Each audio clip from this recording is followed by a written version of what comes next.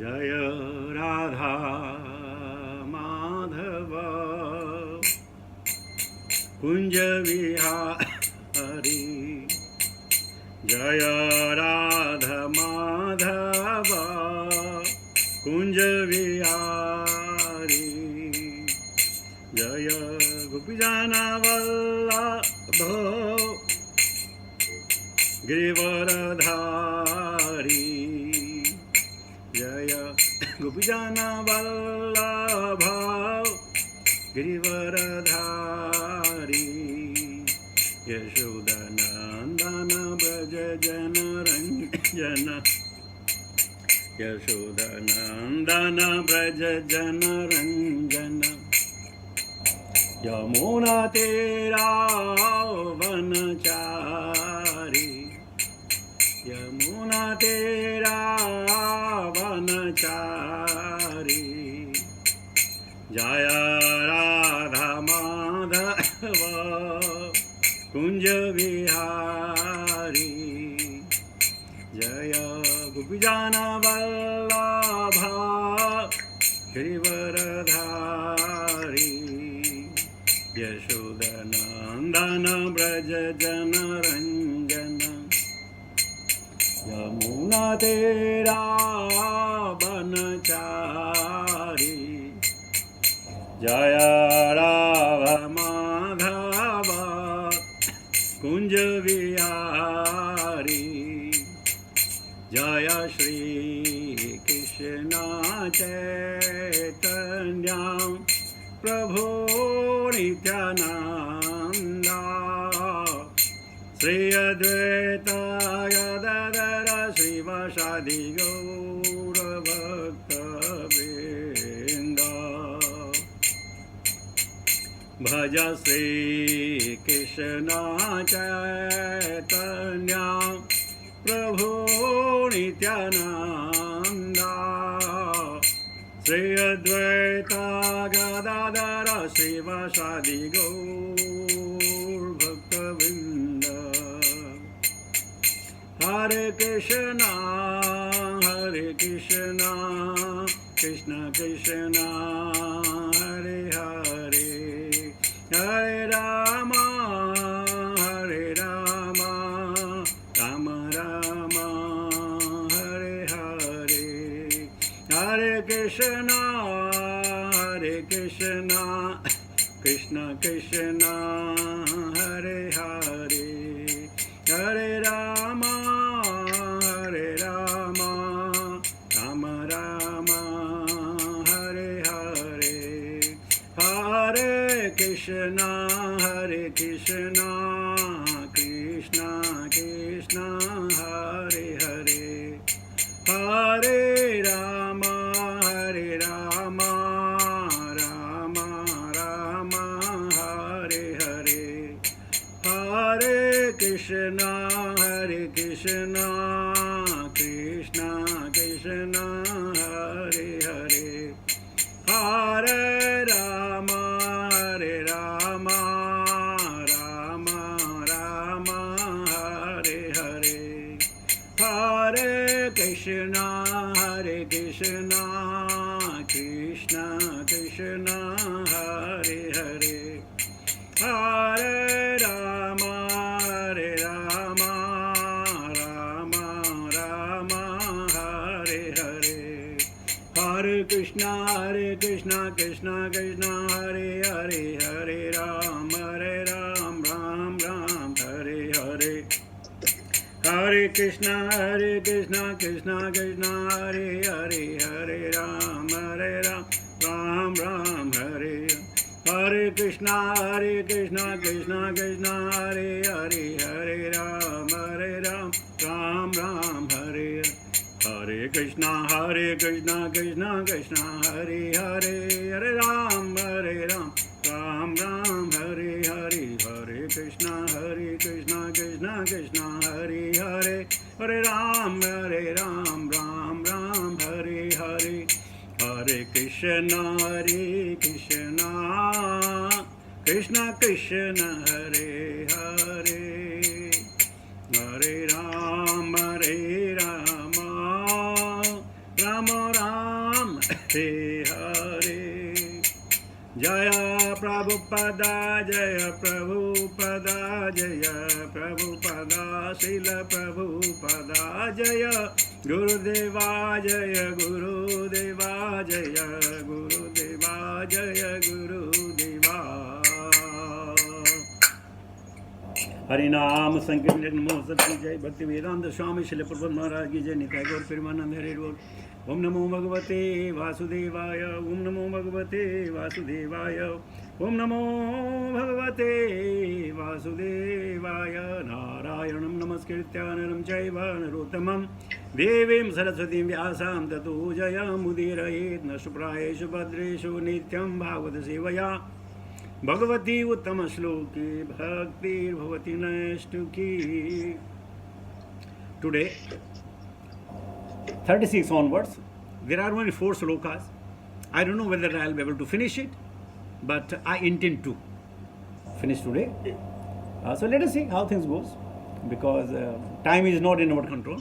Let us see how Krishna wants to us to guide. We'll go for that. वयांसि तद्व्याकरणं विचित्रं मनुर्मनीषा मनुजो निवासः गन्धर्वविद्याधरचारणाप्सरः स्वरस्मृतिर्सुरानीकवीर्यः। वयांसि तद्व्याकरणं विचित्रं मनुर्मनीषा मनुजो निवासः गन्धर्वविद्याधरचारणाप्सरः स्वरं स्मृतिर्सुरानीकवीर्यम्। वयांसि तद्व्याकरणं विचित्रं मनुर्मनीषा मनुजो निवासः गन्धर्वविद्याधरचारणाप्सरः स्वरस्मृतिर्सुरानीकवीर्यम्। वयांसि विभिन्न प्रकार के पक्षी तथा व्याकरणम शब्दावली विचित्रम कलात्मक मनु मनुष्यों के पिता मनीषा विचार मनुजः मानव जाति मनुपुत्र निवासः निवास गंधर्वः गंधर्व नामक मनुष्य विद्याधर विद्याधर चारणा चारण अप्सरः देवदूत स्वरः संगीतात्मक स्वर लहरी स्मृति स्मृति असुर अनीक आसुरी सैनिक वीर्य शक्ति। विभिन्न प्रकार के पक्षी उनकी दक्ष कलात्मक रुचि के सूचक हैं। मानव जाति के पिता मनु उनकी आदर्श बुद्धि के प्रतीक हैं और मानवता उनका निवास है। गंधर्व विद्याधर चारण तथा देवदूत जैसी देवी योनियां उनके संगीत की स्वर लहरी हैं जो व्यक्त करती है और आसुरी सैनिक उनकी अद्भुत शक्ति के प्रतिरूप हैं। तात्पर्य भगवान का सौंदर्य बोध मोर तोता तथा कोयल जैसी विविध पक्षियों की कलात्मक रंग बिरंगी सृष्टि से प्रकट होता है। गंधर्व तथा विद्याधर जैसी देवी मानवीय योनियां आश्चर्यजनक गायन करती हैं और स्वर्ग के देवताओं के मन को भी मोहित कर लेती है। जो उनकी संगीत लहरी भगवान का संगीत घोष व्यक्त करती हैं तो वे निर्विशेष कैसे हो सकते हैं। उनकी संगीत रुचि कलात्मक बोध तथा आदर्श एवं विफल न होने वाली बुद्धि उनके परम व्यक्तित्व के विभिन्न लक्षण हैं।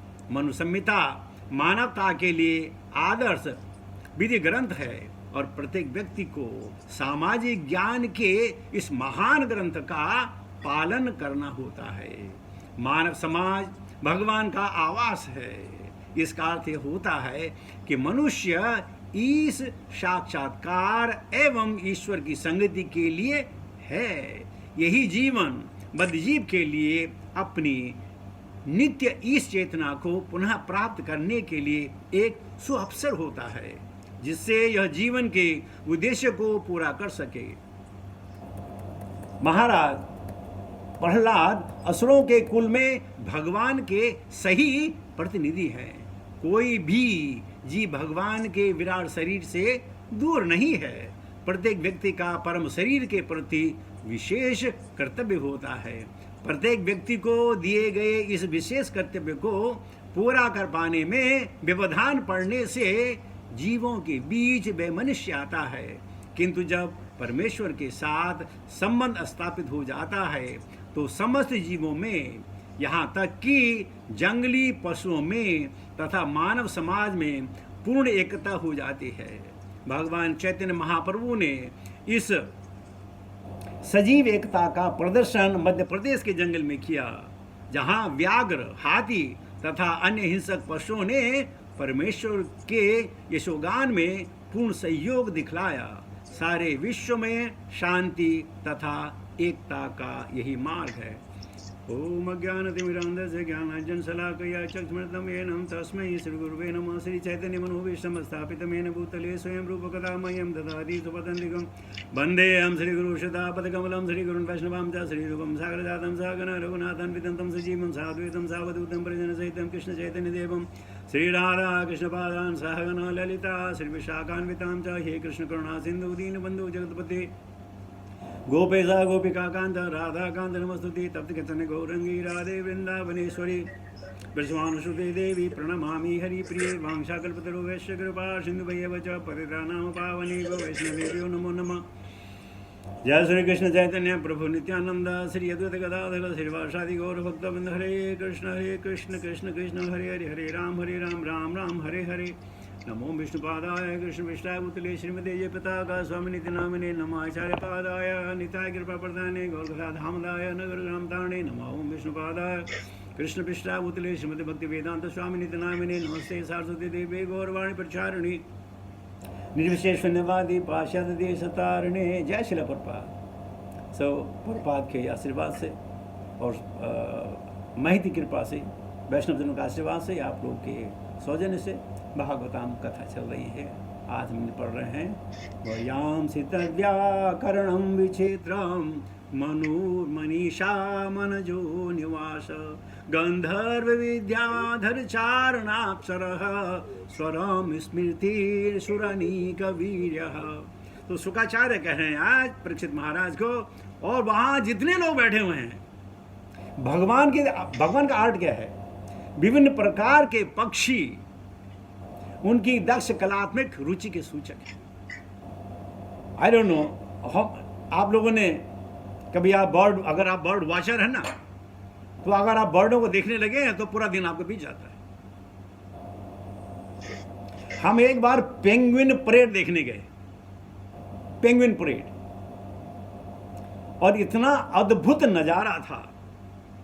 वो पेंगुइन जो है शाम को जैसे सूरज ढलता है समुद्र से वापस आते हैं और उनका पेट मछलियों से भरा पड़ा होता है और तुनक के चलते, उड़ तो सकते नहीं हैं। और 1 2 3 4 5 नहीं, हजारों सैकड़ों में जो है वो जब आते हैं वो दृश्य देखने लायक होता है। आगे उनका फर कोट है, वाइट है, पीछे उनके ब्राउन कलर हैं। ये अद्भुत नज़ारा है। और उनको सबको मालूम इनका घोंसला किधर है। किसी का घोंसला समुद्र किनारे से 1 किलोमीटर दूर, तो 1 किलोमीटर पैदल चलते हैं, किसी का नजदीक। तो इस प्रकार अगर भगवान की आपको कलाकृति देखनी है तो पक्षियों को देखें ना, तितलियों को आप देखें, कितने प्रकार की तितलियां हैं, कितने शानदार रंगों से उनके पंख हैं। कैसे आर्टिस्टिक, कैसे उसने बनाया होगा, कैसी कारीगरी होगी। आप प्रभु जी प्रपाद कोयल की बात कर रहे हैं और विविध तोते मोर की बात कर रहे हैं। अब मोर देखिए, मोर के जो पर होते हैं कितने शानदार, वो आकृति कैसे बनाई उसने, कैसा उसका क्या बोलते इंटीरियर डेकोरेशन था उसका, कि एक दफा सेट कर दिया बराबर कहीं खत्म नहीं होगा, वो कॉपीराइट बना दिया, अब इसका ऐसा ही होगा। आप जानवरों को देखिए, आप चीता को देखिए, टाइगर को देखिए, लाइन को देखिए, लेपर्ड को देखिए, सब अलग अलग। अगर आप जीब्रा देखते हैं, जीब्रा को देखिए, हर जीब्रा में लाइनें वैसी लगती लेकिन ऐसी होती नहीं है, सारी लाइनें अलग। अगर आप 3-4 जेबरा खड़ा कर दें आपको पता चलेगा सारी लाइनें अलग हैं, या तो लेंथ में या विड्थ में या वट एवर इट इज। सब कैसे बनाया होगा, मनुष्य को बनाए, इतने मनुष्य बनाए, सबके चेहरे अलग, सबके हाथ के अंगूठों के निशान अलग, सबकी आंख की पुतली अलग, सबके हाथ के सांचे अलग। What A artistic the Krishna is, what A artistic. तो प्रभुपाद कहते इतना होने के बावजूद कैसे बोल सकते हैं कि भगवान जो है साकार निराकार है? कैसे कह सकते हैं? हाँ, जो बेवकूफ होंगे और प्रपात गोस्वामी जो है जिनकी इल इंटेलिजेंस लोग वही कहेंगे कि भगवान नहीं है। और फिर कहते हैं मानव जाति के पिता मनु उनकी बुद्धि है। और आजकल आपने इंडिया में देखा होगा, वो बोलते हैं ये मनुवाद चल रहा है, इस मनुवाद को खत्म करना है। अब पता नहीं आपने सुना नहीं सुना, एक सेक्ट है बोलता है मनुवाद को खत्म करना है। मनुवाद में क्या है कि जो लोग नीच जाति के उनसे बोलता काम कराना है। अब उनको पता ही नहीं है हमारे अपने पूरे जीवन में सारे दिन में हम कई बार ब्राह्मण बनते हैं, कई बार हम क्षत्रिय बनते हैं, कई बार हम जो है वैश्य बनते हैं, और कई बार हम शूद्र बनते हैं। उनको नहीं मालूम, बोलते नहीं वो जो है ना मनु की जो सभ्यता है उसको खत्म करना है, वो मानव जाति के लिए घातक है। अरे वही मानव जाति के लिए प्रेरणा है, पढ़ो तो सही। किसने पढ़ा ही नहीं है, उन्होंने सिर्फ इतना पढ़ा कि जो नीच है वो पैर से निकले हैं उनको दबाया जा सकता है। ये कहाँ लिखा मनुष्य संहिता में, किसने पढ़ा ही नहीं। आगे कहते हैं कि गंधर्व, विद्याधर, चारण तथा देवदूत जैसी देवी योनियां उनके संगीत की स्वर लहरी व्यक्तित करती है। कैसा स्वर होगा, हमने तो 7 ही स्वर सुने ना, लेकिन वैकुंठ में हजारों स्वर हैं। हमारे 7 स्वर काफी है, हम उसी में उलझ के रह जाएंगे। वहां इतने स्वर हैं, हर व्यक्ति का अपना स्वर है।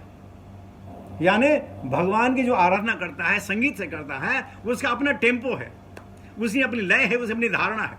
तो हजारों लाखों जो है स्वर संगीत वहां बसते हैं, और फिर कहते हैं भगवान नहीं है। और अगर भगवान है तो मुझे दिखाओ, अगर भगवान है ना तो मुझे दिखाओ। वाह वाह वाह, आप बड़े मेघदूत बन के चले आए कि आपको दिखाएं, और हम कहेंगे भगवान तो भगवान आ जाएंगे क्योंकि आपने ऑर्डर किया। ऐसे व्यक्ति क्या किया जाए। और आसुरिक सैनिक उनकी अद्भुत शक्ति है। जो असुर लोग हैं वो शक्तिवान होते हैं। बलम बलवतम चाहम तेजा तेजस नाम भगवती में कहा है, लेकिन यहां पे कह रहे हैं उनकी अद्भुत शक्ति है। और जो आसुर लोग हैं ना वो शक्ति का प्रदर्शन करते हैं, भक्त लोग भक्ति का प्रदर्शन करते हैं। जिसके पास जो होगा उसी का प्रदर्शन करेगा ना, जिस पास जो होगा उसी का प्रदर्शन करेगा। अगर मुझे गाना आता है तो मैं गाने का करूंगा, प्रयत्न करूंगा, बोलना आता है तो बोलने का प्रयत्न करूंगा, डांस करना आता है डांस करने का प्रयत्न करूंगा। तो जो मुझे आता है वही करूंगा। तो भक्त लोग भक्ति का प्रदर्शन करते हैं और असुर लोग शक्ति का प्रदर्शन करते हैं। लेकिन शक्ति के प्रदर्शन भगवान के नहीं पा पाते हैं, और भक्त भक्ति के प्रदर्शन भगवान को पा जाते हैं। इतने फर्क है, ज्यादा फर्क नहीं। तो प्रभुपाद ने कहा जैसे मोर हो गया, तोता हो गया। देखिए जब बरसात आती है तो मोर नाचता है। अब उस मोर को आप बोले वंस मोर, वो कभी नहीं गाएगा, वो कभी नहीं नाचेगा। वो तो अपनी उद्गीत के लिए नाचता है, अपने भगवान के प्रेम के लिए नाचता है। और जब नाचता है तो आंखों से आंसू बहते हैं, उसके मोर के आंखों से आंसू बहते हैं। तो अब तुम बोला अरे मोर जी वंस मोर, बोला नो मोर। तो प्रभुपाद जी कहते हैं कितनी आश्चर्यजनक क्यों नहीं है। अगर आपने फिश देखी होंगी, बाबरे बाबी लोग आजकल रखते हैं अपने शोरूम में, फिश रखते हैं। कितनी किस्म की फिश हैं, कितनी प्रजातियां हैं। उनके लिए क्या वहां खाना होगा मेरे समझ में नहीं आया। और एक दो नहीं है, अरबों खरबों में, और अरबों खरबों में लोग मारी जाती है, उतनी फिर पैदा हो जाती हैं। ये नहीं होगा कि पिछले 600 साल से हम मछलियां मार रहे हैं तो मछलियां खत्म हो गई, नहीं। देखिए भगवान की कैसे अद्भुत शक्ति है, कैसी अद्भुत शक्ति है। और सब अलग, प्रजाति अलग, जाति अलग, उनके कलर अलग, क्या डिफरेंट कलर्स है। What A colourful artistic. लेकिन मैंने क्या कहा था पहले, भगवान का कार्य दिखता है, कर्ता नहीं दिखता है। लेकिन जो मनीषी पुरुष हैं उस कार्य के अनुसार जो करता है उसके बारे में समझ सकते हैं कि कितना बुद्धिमान होगा, कितना दयावान होगा, कितना नॉलेजेबल होगा, पता कर सकते हैं। कैसे? जैसे हमने कहा निवृत्ति मार्ग, नैति नैति नैति नैति नैति नैति इति इति इति नो प्रवृत्ति मार्ग, नैति नैति नैति। चलिए मैं दूसरा श्लोक भी फटाफट ले लेता हूँ, इसमें ज़्यादा नहीं है। ब्राह्मणनम छत्रभुजो महात्मा विरूढ़रुघ्रीक्षित कृष्णवर्णः नानाभिध्याभिजगणोपपत्तन्नो द्रव्यात्मकं कर्म वितान योगः। विराट पुरुष का मुख ब्राह्मण है, उनकी भुजाएं क्षत्रिय हैं, उनकी जांघें वैश्य हैं, तथा शूद्र उनके चरणों में संरक्षण है। सारे पूज्य देवता उनमें सन्निहित हैं और यह प्रत्येक व्यक्ति का कर्तव्य है कि भगवान को प्रसन्न करने के लिए यथासंभव वस्तुओं को यज्ञ संपन्न करें। यहाँ पर एक प्रकार से एकोश्वरवाद का सुझाव रखा गया है। यद्यपि कि वैदिक ग्रंथों में विभिन्न नामों से अनेक देवी देवताओं को आहुति प्रदान करने का उल्लेख है, किंतु श्लोक में यह सुझाव है कि वे सभी देवता भगवान के रूप ही निमित्त हैं, वे आदि पूर्ण के अंश मात्र हैं। इसी प्रकार से मानव जाति के विभिन्न वर्ण तथा ब्राह्मण, प्रबुद्ध जाति, क्षत्रिय, प्रशासक, वैश्य, व्यापारिक जाति और शूद्र श्रमिक जाति परमेश्वर के शरीर के सन्निविष्ट हैं। अतएव इन सबों को उपलब्ध वस्तुओं से भगवान को प्रसन्न करने के लिए यज्ञ करने की संस्तुति की गई है। सामान्यतः घी तथा अन्न की आहुति दी जाती है, किंतु समय की प्रगति के साथ मानव समाज में ईश्वर की भौतिक प्रवृत्ति द्वारा प्रदत्त वस्तुओं को तरह तरह के सामानों में बदल करके अन्य वस्तुएं उत्पन्न कर दी गई हैं। अतएव मानव समाज को न केवल घी से आहुति देनी सीखनी चाहिए, अपितु भगवान के यश के लिए इसके प्रसार हेतु अन्य तैयार सामानों की भी आहुति देनी चाहिए, जिससे मानव समाज में पूर्णता आएगी। ऐसे यज्ञों के लिए बुद्धिमान जाति के लोग अर्थात ब्राह्मण पूर्ववत आचार्यों के से सलाह करके निर्देश दे सकते हैं। प्रशासक वर्ग ऐसे यज्ञों के संपन्न किए जाने की सारी सुविधाएं प्रदान कर सकता है। वैश्य वर्ग या व्यापारिक जाति जो ऐसे सामान उत्पन्न करती है जिसे यज्ञ में अर्पित कर सकते हैं, वैसे और शूद्र वर्ग ऐसे यज्ञ को सफलता संपन्न करने के लिए शारीरिक श्रम प्रदान कर सकता है। इस प्रकार मनुष्य जाति के सारे वर्गों के सहयोग से इस युग में जिस यज्ञ की संस्तुति की जाती है वह अर्थात भगवान के पवित्र नाम का संकीर्तन है, जिसको मानव जाति के कल्याण हेतु विश्व भर में संपन्न किया जा सकता है। तो आज कह रहे हैं कि विराट पुरुष का मुख ब्राह्मण है, उनकी भुजाएं क्षत्रिय हैं, उनकी जांघें वैश्य हैं और शूद्र उनके चरणों के संरक्षण में हैं। सारे पूज्य देवता उनमें सन्निहित हैं और प्रत्येक व्यक्ति का कर्तव्य है कि भगवान को प्रसन्न करने के लिए यथासंभव वस्तुओं में यज्ञ समापन करें। तो हम ही ब्राह्मण हैं, हम ही क्षत्रिय हैं, हम ही वैश्य, हम ही शूद्र हैं। उदाहरणार्थ मान लिया जाए कोई 15-20 सर्जन की बात करूं या पायलट की बात करूं, वो कहीं पिकनिक में जाएं और पिकनिक करने के लिए खाना बनाना हो और साथ में कोई और ऐसे न हो, सारे डॉक्टर हों या सारे पायलट हों, तो क्या होगा? उनमें डिवीजन हो जाएगा। कोई बोलेगा अरे मुझे चावल बनाना आता है, कोई बोलेगा अरे दाल बनाने मुझे आती है, कोई बोलेगा सब्जी मैं काट सकता हूँ, कोई बोलेगा ठीक है पानी का प्रबंध मैं कर सकता हूँ। तो ये सारे के सारे जो लोग हैं, जो उच्च वर्ग के लोग हैं, अच्छा अब ऑटोमेटिकली वो डिवाइड कर लेंगे और इसलिए कोई ब्राह्मण का रूप ले लेगा, कोई क्षत्रिय का रूप ले लेगा, कोई वैश्य का रूप ले लेगा, कोई जो है शूद्र का रूप ले लेगा और काम चलेगा। कहते हैं एक बार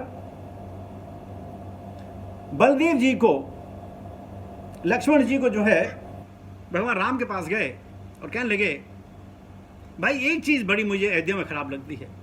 बोलो क्या खराब लगती है? कि ऐसा है ये बेचारे जो शूद्र वर्ग है ना, इससे हम लोग काम कराते हैं। क्या ऐसा नहीं है सब लोग धन धान्य हो जाए, सबके पास अथाह पैसा हो जाए, सब ऐसा करेंगे? भगवान का ऐसे चाहता है? बोल हाँ मैं ऐसे चाहता हूं। तो भगवान ने चाहा और अचानक सारे धन धान्य हो गए। अब लोग खाना खाएं और प्लास्टिक की थैली सड़क में डाल दें, पानी डाले सड़क में डाल दें। अब कुछ दिन में पता चला मुझे सफाई कर्मचारी कोई था ही नहीं, सब जो करोड़पति बने। अब करोड़ जो है शहर में गंदगी मच गई, मच्छर आने लगे, डेंगू आने लगा। तो लक्ष्मण जी भाग के भगवान के पास गए कि प्रभु मेरे से गलती हो गई। नहीं, समाज बिना वर्ण के नहीं चलता है, समाज बिना वर्ण के नहीं चलता है, प्लीज वापस ले लो। तो भगवान ने कहा चातुर्य वर्णम मया श्रेष्ठम गुण कर्म विभागसा। अरे ये वर्ग ये नहीं है, ये नहीं कि ब्राह्मण का बेटा ब्राह्मण नहीं, ब्राह्मण के मुख हैं, लेकिन अगर उसमें क्वालिटी हो तभी तो, ये तो नहीं कि बस ऐसा हो गया। तो समाज में ये चाहिए। आप घर में आप जो है कितने बड़े IAS ऑफिसर हो, कितने बड़े IAS ऑफिसर हो, घर में अगर आपको प्यास लगी ना तो खुद ही आप जो है आपको पानी के लिए जाना पड़ेगा, तब आप शूद्र का काम कर रहे हैं। तो ये लोगों के गलत धारणा बन गई, अरे नहीं यार ये बहुत ये है वो है, कुछ नहीं है। हम सब वही कार्य करते हैं, समझ की बात है, हम समझ नहीं पाते। तो आज शुक्राचार्य कहते हैं ब्राह्मण का मुख है, बाजू हैं, जांघें हैं, पेड़ हैं, लेकिन सब एक शरीर है। बिना एक के शरीर नहीं चलेगा। समाज ऐसा ही है, जहां ये कम्युनिस्ट पार्टी है सब एक है, क्या वहां में डिवीजन नहीं है? क्या वो लोग पुलिस में नहीं है? क्या लोग वहां व्यापारी नहीं है? क्या लोग वहां जो है मीनियल जॉब नहीं करते हैं? करना पड़ेगा, ये तो समाज है। ये अमेरिका में नहीं है, सब करोड़पति हैं, तो क्या वो ये सामाजिक वो नहीं है, ये साफ करने के लिए चाहिए, करने के लिए चाहिए, ये व्यवस्था है। और कम से कम हमारे इंडिया में इसको लेकर अरे बाप रे बाप बहुत जातिवाद है। कहाँ जातिवाद है? गुणवाद कैसे, जातिवाद कहाँ? जाति तो है ही नहीं। और वो ऐसी जाति है ना वो आज तक नहीं जाती है, ठप्पा लगा दिया कि भाई ये है, वो जाति नहीं है। लेकिन लोग भागवतम को पढ़ते नहीं, प्रपात को पढ़ें, प्रपात को समझें, जीवन का महत्व समझें, जीवन के बारे में समझें, तो पता चलेगा ना कि ऐसा नहीं है जैसे लोग कहते हैं। जैसे हम कई दिन पहले आपसे बता रहे थे, कुछ होते हैं अनपढ़, कुछ होते हैं कुपड़। ये सब कुपड़ों की प्रॉब्लम है। अपना वोट बैंक बनाने के लिए, ये बनाने के लिए बस ये लगा दिया, ये ऐसा ऐसा ऐसा। आपको मालूम नहीं है, जब ये नेता लोग किसी के मोहल्ले में आते हैं, उनसे पहले पूछते हैं तुम्हारी क्या प्रॉब्लम है? अच्छा ये प्रॉब्लम है, बस मैं तुम्हारी ये प्रॉब्लम सॉल्व करके रहूँ। क्यों भाई? इससे पहले भी इलेक्शन में कि क्यों सॉल्व की नहीं, क्यों कि नहीं मुझे वोट दो तो मैं करूँगा। कहने मतलब साहब बेवकूफ़ बनाते हैं। तो सच्ची जातिवाद बिल्कुल नहीं है, कोई जातिवाद नहीं। हमारी सिर्फ दो जातियाँ हैं, भक्त और अवक्त, बस, और कोई जाति नहीं। ये तो भक्त है, अवक्त है। अब वो भक्त जो है वो नीच कुल में पैदा हो सकता है, जैसे प्रहलाद महाराज का प्रपात उदाहरण दे रहे हैं।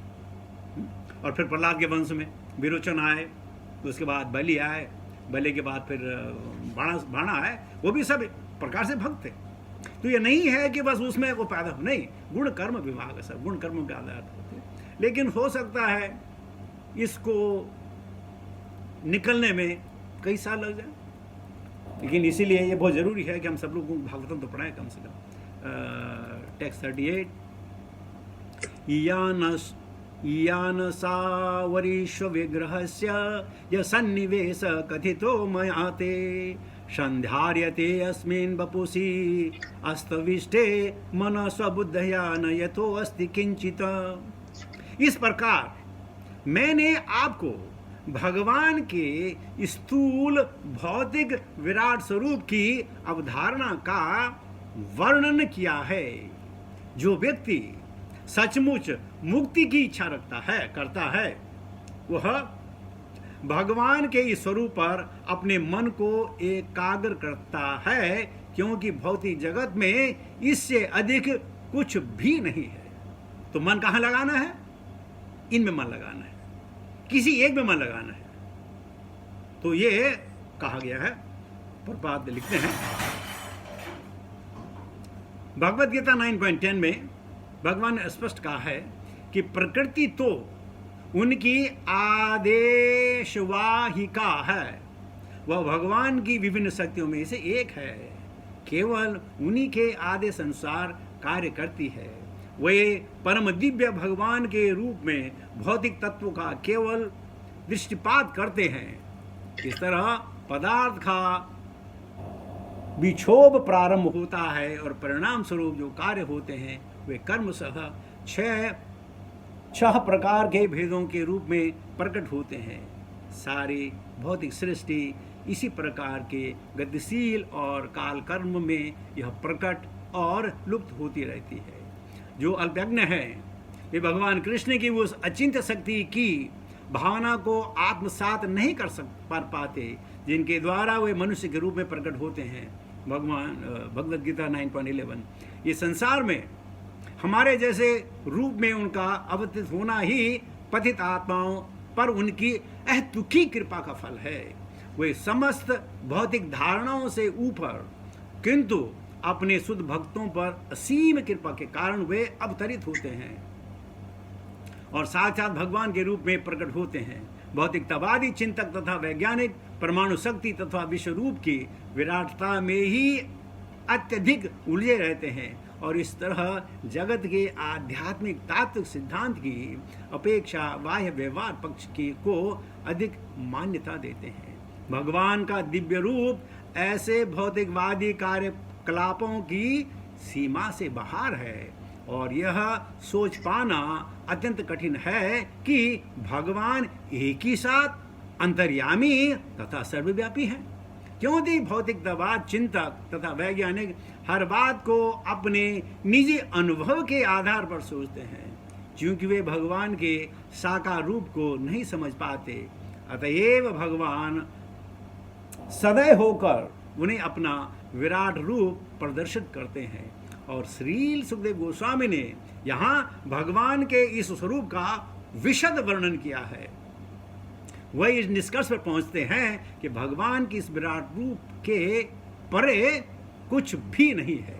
कोई भी भौतिकतावादी विचारवान व्यक्ति इस विराट रूप को धारणा से आगे नहीं जा सकता है। भौतिकतावादी व्यक्तियों के मन चलायमान हैं और वे निरंतर एक पहलू से दूसरे की ओर बदलते रहते हैं। अतएव मनुष्य को यह सलाह दी जाती है कि वह उनके विराट शरीर के किसी एक अंग का चिंतन करें और केवल अपनी बुद्धि से ही भौतिक जगत की किसी भी अभिव्यक्ति का चिंतन कर सकता है, यथा जंगल, पहाड़, समुद्र, मनुष्य, पशु, देवता, पक्षी, पशु या अन्य कुछ। भौतिक अभिव्यक्ति को की प्रत्येक वस्तु विराट रूप का कोई न कोई अंग होती है। अतएव चंचल मन भगवान पर स्थिर हो सकता है, अन्य किसी वस्तु पर नहीं। भगवान के शरीर विभिन्न अंगों पर ध्यान केंद्रित करने की इस अवधि से आसुरी ईश्वर विहीनता निरीश्वरवादी धारणा है कि चुनौती कर्मशः क्षीण होती जाएगी। भगवान की भक्ति में कर्मशः विकास लाया जा सकता है, क्योंकि प्रत्येक वस्तु पूर्ण ब्रह्म का अंश है। अतएव नव दीक्षित जिज्ञासु को धीरे धीरे ईशोपनिषद के उन मंत्रों की अनुभूति होगी जो यह बताते हैं कि ईश्वर सर्वत्र है, और इस तरह वह भगवान के शरीर के प्रति अपराध न करने की कला सीख सकेगा। इस भगवत भाव से ईश्वर के अस्तित्व को चुनौती देने के वाले मनुष्य के गर्व में ह्रास होगा। इस तरह मनुष्य सबके प्रति सम्मान प्रदर्शित कर सकेगा, क्योंकि सारी वस्तुएं उस परम शरीर के अंग हैं। मैं ये दूसरा भी ले लेता हूँ, लंबा है लेकिन ले लेते हैं। Please excuse me for another few minutes में भी टू एक्स्ट्रा। तो no problem, please continue bro. या स सर्वधिवृत्यनुभूत सर्व आत्मा यथा स्वप्न जनक्षितैक तम सत्यम आनंद निधि भजेत नान्यत्र संजेदयत आत्मपात। मनुष्य को अपना मन भगवान में एकाग्र करना चाहिए, क्योंकि वे ही अपने को इतने सारे रूपों में उसी तरह वितरित करते हैं जिस तरह की सामान्य मनुष्य स्वप्न में हजारों रूपों की सृष्टि करता है। मनुष्य को अपना मन एकमात्र सर्व आनंदमय परम सत्य पर एकाग्र करना चाहिए, अन्यथा वह पथभ्रष्ट हो जाएगा और अपने ही हाथों अपना पतन कर लेगा। प्रपात कहते हैं, इस श्लोक में महान गोस्वामी श्री सुखदेव ने भक्ति योग की ओर संकेत किया है। वे हमें बताना चाहते हैं कि हम आत्म साक्षात्कार की अनेक शाखाओं की ओर अपना ध्यान न बांटकर भगवान को ही अनुभूति, पूजा तथा भक्ति पर का परम लक्ष्य मानकर उन्हीं के चित्त को एकाग्र करें। ऐसा लगता है मानो आत्म साक्षात्कार जीवन संघर्ष के विरुद्ध नित्य जीवन के लिए युद्ध है। अतएव बहिरंगा शक्ति की भ्रामक दया से योगी या भक्त को अनेक प्रलोभनों का सामना करना पड़ता है, जो बड़े से बड़ा योद्धा को भवबंधन में पुनः बांध दे। योगी को भौतिक उपलब्धियों में आश्चर्यजनक सफलता प्राप्त हो सकती है, यथा अणिमा या लघिमा की उपलब्धि, जिससे वह सूक्ष्म से सूक्ष्म या हल्का से हल्का बन सकता है, या सामान्य अर्थों में मनुष्य संपत्ति तथा स्त्रियों के रूप में भौतिक बर प्राप्त कर सकता है। लेकिन ऐसे आकर्षणों के प्रति आगाह किया जाता है, क्योंकि इस प्रकार के मोहमय आनंद में पुनः फंसने का अर्थ है आत्मपतन तथा भौतिक जगत में अत्यधिक बांधना।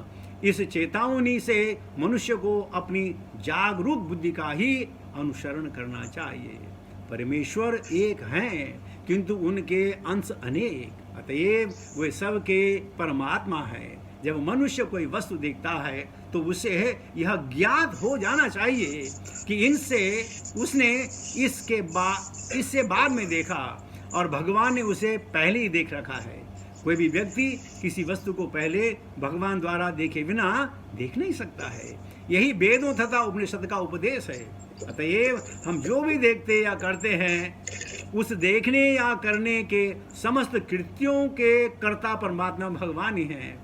आत्मा तथा परमात्मा के एक साथ एकत्व तथा भिन्न भिन्न होने के इस सिद्धांत को श्री चैतन्य महाप्रभु ने अचिंत भेदाभेद तत्व दर्शन के रूप में प्रतिपादित किया है। भगवान के विराट रूप में प्रत्येक भौतिक वस्तु प्रकट होती है। अतएव भगवान का यह विराट रूप समस्त चेतन तथा अचेतन का परमात्मा है, किंतु यही विराट रूप नारायण विष्णु की भी अभिव्यक्ति है। और हम जितना भी आगे बढ़ेंगे वे अंतोतगत्वा हमें दिखेंगे कि भगवान कृष्ण ही सभी वस्तुओं के अंतिम परम आत्मा है। निष्कर्ष यह निकलता है कि मनुष्य को या तो भगवान कृष्ण का या उनके पूर्ण अंश नारायण का बिना किसी संकोच के पूजक जाना चाहिए, अन्य किसी का नहीं। वैदिक मंत्रों में स्पष्ट कहा गया है, सर्वप्रथम नारायण ने पदार्थ के ऊपर दृष्टिपात किया और इस तरह सृष्टि बनी। सृष्टि के पूर्व न तो ब्रह्मा थे न शिव थे, अन्यों की तो बात ही नहीं उठती है। श्रीपाद शंकराचार्य ने इसे निसंदेह स्वीकार किया है कि नारायण भौतिक सृष्टि से परे हैं और अन्य सभी इसी पुष्टि के अंतर्गत हैं। अतएव सारी सृष्टि एक ही साथ नारायण से युक्त तथा पृथक है। इसे भगवान श्री चैतन्य महाप्रभु ने अचिंत्य भेदाभेद तत्व दर्शन की पुष्टि होती है। नारायण की चिंतन शक्ति से उद्भूत होने के कारण सारी भौतिक सृष्टि उनसे अभिन्न है, किंतु चूंकि यह उनकी बहिरंगा शक्ति माया का प्रभाव है और यह अंतरंगा शक्ति आत्म माया से पृथक है, अतएव सारी भौतिक सृष्टि उनसे पृथक भी है। इस श्लोक में स्वप्न देखने वाले व्यक्ति का उदाहरण अति सुंदर है। स्वप्न देखने वाला व्यक्ति अपने स्वप्न में अनेक वस्तुओं की सृष्टि करता है और इस तरह वह स्वयं का बद्ध दर्शक बन जाता है और उनके परिणामों में प्रभावित होता है। यह भौतिक सृष्टि भी भगवान के स्वप्न जैसी सृष्टि है, किंतु वे दिव्य परमात्मा के होने के कारण न तो स्वप्नवत सृष्टि की प्रतिक्रियाएं बंधनों से बनते हैं और न ही प्रभावित होते हैं। वे सदैव अपने दिव्य पद पर बने रहते हैं, लेकिन वे अनिवार्यतः सब कुछ होते हैं और उनसे विलग कुछ नहीं होता है। अतएव उनके अंश होने के कारण मनुष्य को किसी विपथन से उन्हें पर केंद्रित करना चाहिए, अन्यथा मनुष्य को धीरे धीरे भौतिक सृष्टि की शक्तियों का शिकार होना चाहिए। भगवद गीता 9.7 में कहा गया, सर्वभूतानि कौन्तेय प्रकृति यान्ति मामिकाम कल्पक्षे पुनस्तानि कल्पादौ विसृजाम्यहम्। हे कुंती पुत्र, कल्पांत में प्रत्येक भौतिक वस्तु मेरी प्रकृति में प्रवेश करती है और दूसरे कल्प में के प्रारंभ में मैं अपनी शक्ति से पुनः सृष्टि रचता हूँ। किंतु मानव जीवन तो इस सृष्टि तथा प्रलय के चक्कर से बाहर निकलने का एक अवसर है। यह ऐसा साधन है जिससे मनुष्य भगवान की बहिरंगा शक्ति से अपना पिंड छुटाकर उनकी अंतरंगा शक्ति में प्रवेश कर सकता है। इस प्रकार श्रीमद् भागवतम के द्वितीय स्कंद के अंतर्गत ईश अनुभूति का प्रथम सोपान शुभारंभ नामक प्रथम अध्याय में भक्ति वेदांत तात्पर्य पूर्ण हुआ। जय शिला प्रभुपाद। इन दोनों में मैं कुछ नहीं बोलना चाहूँगा प्रभुपाद ने सब कुछ बोल दिया है, और अगर आप लोगों ने कुछ पॉइंट नोट किए हैं तो आप उस पर कर सकते हैं। तो मैं ये नहीं समझता हूँ कि मैं कुछ बोलूँ, what is call it, self explanatory. मैं अपनी वाणी को विराम देता हूँ और आप लोगों का आह्वान है, अगर आप में से कुछ इस पर रोशनी डालना चाहें तो बहुत बहुत स्वागत। अगर आज ये पूर्ण नहीं हो सकता तो कल भी हम इस पर चर्चा कर सकते हैं। माना आपके कुछ सारे पॉइंट रह गए हों तो हम कल भी उस पर चर्चा कर सकते हैं। ऐसा नहीं कि आज ही सब समाप्त करना है। हरे कृष्ण।